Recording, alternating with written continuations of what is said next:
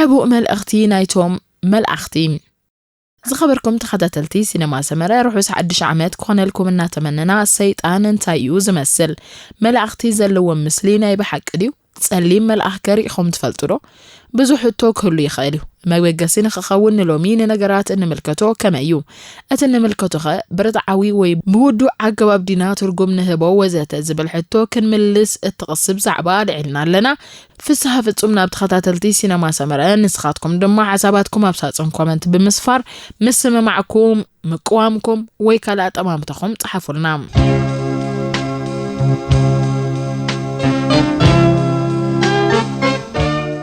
أعنتي تبقى هيوان كستما أرانا بزخالالو عدم مسبطعكو نتي أعنتي زصقبك ونجنا نمدنا لساني كتصري نيرون نمسلني فقرات قالات ممقرار سرحي لجمركو بزوح كي هالخكو بزحات نتبقى زقلتو حرقات كركب كإلام كتصبق كأمت إلى عدي مريم كو أتمثل آيا ختصبق طلعن وات خورميني هندو كو أتمثل أتاك قداميت حرق نصبغ هيوان مصبغة دي مريم سلة ودادر دفرت كوينو تسمع نمو كتكمل تبعت وحدني أتن دحروت كل التدما نصبغ أنا يقل حبرة سبات كملك عيتة أيمن نايكالوت حبرة سبات تصبغة كفردات لزفتنا بغليلوكو واحد عليها كالان حرخ بلاني سلام انتايو آي خد صبغ إيرتراويت آي قرمع كينا يوتكو أتمثل آي خد مجو أقوان داويت ياكو تمثل كبهال سمعنا زين فلت بمبالنا نبسيك حتى جمركو دحريو رقصانيا كونكون جن دمصو نتي صعدا زطاوتو كفالوش تاي زطعم افريقاوያን مو ملقعات زيكونكم كبل قصصاني ملقعات كنا عندنا حاتت كونتي بقله كورنع وشتاي كوينو زرمص زنبره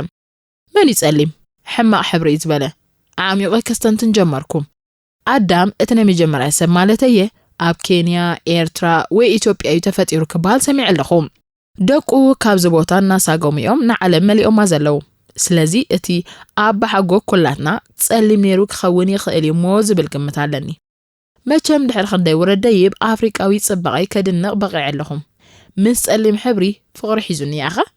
كابز قصيله نصلم حبري كم زفنفن زغبرت انقينتاي مخانو عينتي قحبيله كعزب جمركم زتسرحلو قداي مخانو كبرها زي وسدان بقى صعدو زبلصو فطرات مخانم نحنا دما فنفنات مخاننا كأمنونا كسع ليت لومي سلام يبلون صنيحم دحر حج جن بزوح مدكام زليوم يمسلنن بعلنا كنسرحلو مينا نمسل زلنا ولا كوافنا ملينا صليم حبري حما انت زيبلنا قيح غوالي زفتو مبال جن يسكفنان لومي حدا من السي افقاريتو صلا من تخوينا نتسكف يمسع رختو زلاليا قدام كويو أنت هيدن كولرز در استا أبزي قربا غزي استزرغحت سنداويت فيلم صعدو قداميتي زغبروا طبب نساتهم نفطاري كم زمسلو مأمينومنا سلازي قديمو مأمرونايوم طمزي زمو زبلا بحالا نزي سنمغوت بلكع زدرعيوم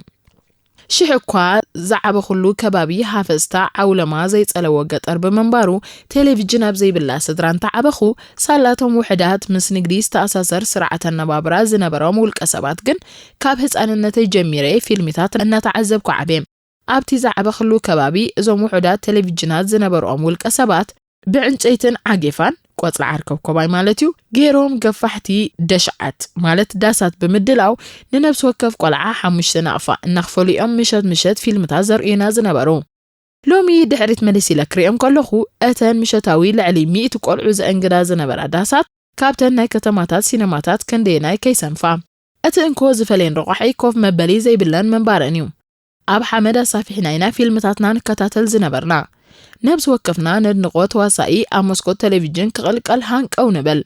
ابز تقلقللو دما بعوتا شمت تواسائينا صوعنا نچدر سلمان خان بازيكار اميتاب باچان وزته بزحات قلعو ندغفوم زنبرنا هندوان تواساتيوم እና ጎበስና መስከና ደማ ጉዳይ ዕድመ ይመስለኒ ነተንደቅ አንስቲዮ ገጸ ባህሪያቱን እና ፈተናየን መጽና ፕሪያንካ ቾፕራ ራኒ ሙከርጂ ካሪና ካፑር ካትሪና ኬፍ ወዘተ بقنجن هانن زبلانا زنبرعين ملكع زن قناجو دما افاوطيو هندوان دق انستيوز ملكع فطرات مخانن كامننا هردق بلا نحنا دما اميننا يوس كم ملكع صباقوا كنطقملو جميرنا كصب قداميا هندو كيات مسل اتبل حرق بعوتا تطقمنا لا ድሕሪ ግዜ ግን ምናልባት ህንዳውያን መማህራን ክምህሩና ምስ ጀመሩ ጸለምቲ ህንዳውያን ክንርኢ ስለ ዝጀመርና ይመስለኒ እዚ ነገር ብዘይተረዳእኒ ምኽንያት ምውሓጥ ከኣቤና ጀመረ ህንዳውያን ዝጸበቑ ፍጡራትዮም ንብሎ ዝነበርና ክቃወሞ ጀሚረ ብባህረይ ብቁንጣሮ ሓበሬታ ዝዓግብ ስለ ዘይኮንኩ ግን ቀልጢፈን ኣብ መደምደምታ ክበጽሕ ኣይከኣልኩን ነቲ ህንዳውያን ኣዝዮም ሙልኩዓትዮም ዝብል ምሳይ ዝዓበየ ርድኢት ሓቅነቱ ከረጋግጽ ህርድግ በልኩም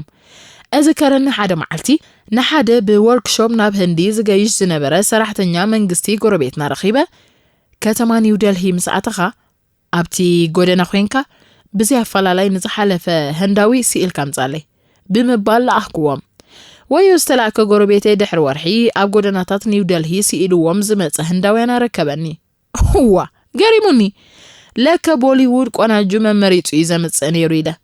ንምንታይ ንተዋሳእቲ ብመልክዕ ከም ዝምረጽ ኣይርዳእንኒ ደጋው ምስልና ሓደ ካብ መንነትና እዩ ለየ ስለ ዝኣምን ስለዚ ፊልምታትና ከዓ መንነትና እዮም ኣጉሊሖም ከርእዩና ዘለዎም ዝብል እምነት ነይሩኒ ናይ ሆሊውድ ተዋሳእቲ እውን ብፍላይ ከዓ ደቂ ኣንስትዮ ብቁንጅናን ውሃ ዘበላየን ኣብ ሆሊውድ ግን ብዛዕባ መልክዕ ተዋሳእቲ ኣይክዛረብኒ ካልእ ዝያዳ ዘገደሰኒ ኩርናዕ ኣሎ ንግዚኡ ይጽንሐልና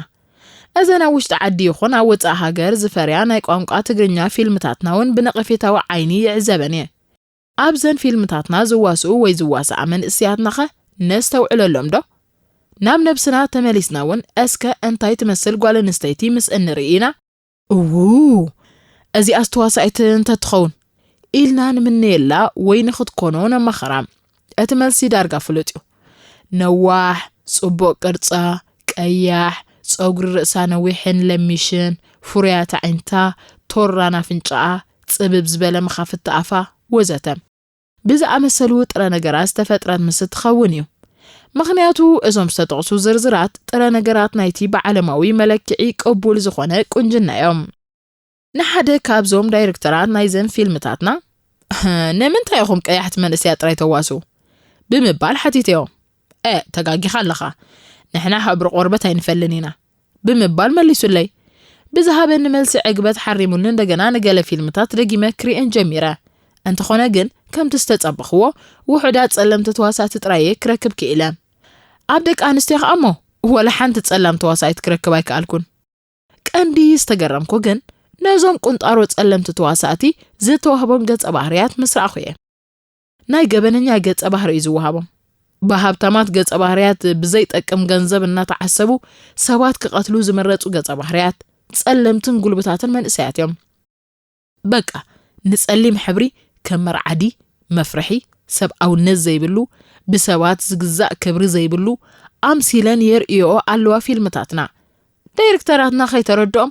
ሃዋርያት ናይቲ ጻዕዳ ቆርበት ዝምለኹ ሃይማኖት ኮይኖም ለይትን መዓልትን ይሰብኩና ኣለዉ መቸም ስነ ጥበብ ኪኖ ምዝንጋዕ ዝኸይድ ዕላማ ከም ዘለዎ ኩሉ ዝሰማዕ ኣሎ ሓቂ ኣብ ማሕበራዊ ምህንድስና ማለት ሶሻል ኢንጂነሪንግ ዘለኡትራ ኣቕሊልካ ዝረአ ኣይኮነን ኣብ ሕብረተሰብ ከተስርጾ ትደልዩ ነገር ካብ ብደረቕ ሕግታትን መምርሒታትን እናዘናጋዕካ ብልኡም መስርሕ ከተካይዶን ከለኻ ዝያዳ ውፅኢታዊ ይኸውን መስርሕ ፍልቀት ዘገምታዊ ስለ ዝኾነ ስነ ጥበብ ኣብ ግዜ ሰላም ይኹን ኩናት ዓብ ጽልዋ እዩ ዘለዎ ስነ ጥበብ ሓሞቱን ዝተዘርጋ ሕብረተሰብ የተብዕ ተስፍኡ ንዝቐሃመ የበራብር ንዝደኸመ የሕይል በኣንጻር እውን ንሓያል እውን የድክም ነዚ ንምግባር ድማ ኣዝዩ ደቂቕ መጽናዕቲ ብምክያድ ዝደለኻዮ ስነ ሓሳብ ኣብቲ ዕላማ ዝተገብረ ክፋል ሕብረተሰብ ተስርጽ በዚ መዳይ ክርአን ከሎ ሆሊውድ ኣጀንዳታት ሰብ ፍሉይ ረብሓ ንምስሳይ ንመላእ ህዝቢ ዓለም ሃሰይቲ ዝኾኑ ስርዓተ ኣነባብራ ኣብ ምስራጽ ኣተኪሩ ዝሰርሕ ዘሎ ይመስል ንኣብነት ንምጥቃስ መርዓ ተመሳሳሊ ጾታ ክንርኢ ንኽእል ነዚ ምስ ባህልን ስርዓተ ኣነባብራን ዝኾነ ሕብረተሰብ ዘይሳነ ኣነዋሪ ተግባር ቅቡል ንምግባሩ ብሆሊውድ ዝተገብረ ሕጽበተ ኣእምሮ መዐቀን የብሉን ዝጥቀምሉ ኣገባብ ደርኢናዮ ድማ ኣዝዩ ዝተራቐቐን ርእሲ ዓበይቲ ሊቃውንቲ ዝፈሰሶን መጽናዕቲ ዝወሰደን እዩ ንኣብነት ኣብ ሓንቲ ፊልም ንሓደ ተዋሳይ ኣብ መጀመርያ ብኹለንትንኡ መሳጥን ፍትውን ኮይኑ ጎሊሑ ከም ዝርአ ዝገብር ገጸ ባህርያት የላብስዎም ልዕሊ ንቡር ክበሃል ዝኽእል ብልሒ ኣእምሮ ሓይሊ ለውሃት ፍቕሪ ትዕግስቲ ኮታስ ኩሉ ተባሃጊ ዘበለ ሰብኣዊ ክብርታት ብዘይደረት ይዕድልዎ ብተወሳኺ እውን ሰሓቢ ደጋዊ ቁመናን መልክዕን ዘለዎ ክኸውን ይመረጽ እዚ ተዋሳኣይ ድማ ኣይሓመቕን እዩ ነትዝተዋህቦ ገጸ ባህርያት ተኣምራታዊ ብዝኾነ ክእለት ሓቀኛ የምስሎም በዚ መሰረት ድማ ዳርጋ ኩሉ ተዓዛቢ ከይተረድኦ ናቱ ኣድናቂ ይኸውን ገሌናን ከምዚኦም ዓይነት ተዋሳእቲ ናይ ህይወትና ኣርኣያ ክሳብ ምግባሮም ንፈትዎም ናይ ገለ ሕልፍ ዝበልዋ ኣድነቕቲ ከኣሞ ዘደንፅዩ ስእልታት ናይዞም ተዋሳእቲ ኣብ መናድቕ ቤቶም ብምስቃል ልዕሊ ከም ስእሊ መላእኽቲ ቆፂሮሞም ክድቅሱን ክትንስኡን ይሳለምዎምን ይሰግድሎምን ከም ገለ ኣብ ከተማ በኣካል እንተሪኦሞም ድማ ልዕልቲ ሓደ ኣማኒ ክርስትና ድንግል ማርያም ተገሊጻትለይሉ ዝድሰቶ ደስታ ይስማዕ እንተፈሪሞምሎም ከኣሞ እታ ፌርማ ከይትድምሰሶም ከይደቀሱን ነብሶም ከይተሓጽቡን ኣዋርሕ ዝገብሩ ከም ዘለዉ ሰሚዕ ኣለኹ እንተ ነፊዖም ከዓ ነታ ፌርማ ብምውቃጥ ማዕረ ዕምሮም ዕምሪ ከም ዝህልዋ ይገብርዋ እዞም ማዕረ ፈጣሪ ኣምልኾ ዝረኽቡ ተዋሳእቲ ድማ ወላውን ሕማቕ እንተገበሩ ነቲ ተግባራቶም ከም ሕማቕ ክንቅበሎ ኣይንደፍርን ኢና ኣይንደልንን ኢና መን ኣሎ ጅግንንኡ ክፅረፈሉ ዝደሊ በኣንጻሩ እኳ ደኣ ነቲ ኣነዋሪ ተግባራቱ ርትዓውነት ንምልባስ ከይተረዳእና ምኽንያታት ንምምዕራር ሃሰው ንብል ኮይንና እዩ ዝስማዓኒ ድሕሪኡ ኣኸለ ኣይሰሙን ኣይሳለስቲ ናቱ ሓሳብ ርዒምና ንዕኡ ክንመስል ህርድግ ነበል እዚ ሓሳብ እዚ ኣብ ውሽጠይ ስግኣት ክፈጥረለይ ካብ ዝጅምር መቸም ነዊሕ እንድገይሩ ሓደ ግዜ ንገርግሽ ዓርከይ ምሰካፈልክዎ ዋይ ንስኻስ ሕጅሪ ዝስወጠካ ዘሎ ጻዓዱ ደኣሞ እዚ ዲናይ ፈለማ ተንኮሎም እቲ ቅዱስ ሚካኤል ረጊጽዎ ዘሎ ሰይጣን ዶ ኣይረኣኻዮን ኢኻ ልክዕ ንዓይ እንዲ ዝመስል በለኒ ፈለማ እኳ ብስሓቕ እንተተነኽነኽኩ ድሓር ግን መቓልሕ ዘረባ ገርግሽ ዓርከይ ኣብ ኣዳራሻት ኣእምሮይ ክገማዳሕ ጀሚሩ ንስኻ ንሰይጣን ኢኻ ትመስል ንሕና ከዓ ንመልኣኽ ኢና ንመስል ክብሉኻን ከለዉ ካብዚ ዝዓቢ ስነ ኣእምሮዊ ኩናት እሞ ክንደይ ናይ ከይህሎም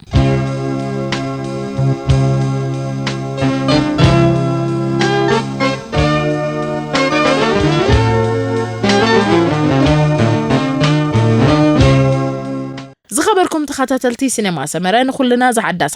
ዓመተ ሰላምን ራህዋን ዓመተ ምትኽኻብን ፍቕርን ክትከምረልና እናተመነና ኣብ ዝሓዳስ ዓመት ካብቲ ዝሓለፈ ዝሰፍሐን ዝዓምቆን ትሕዝቶታት ከነእንግደኩም ተዳሊና ኣለና ብወገንኩም ሳብስክራይብ ብምግባር ስድራቤት ሲኔማ ሰመረ ኹኑ ትሕዝቶታትና ኮመንት ብምሃብ ኣበርኹ ላይክ ሼር እናገበርኩም ናብ ኩሉ ክባጻሕ ጻዕሩ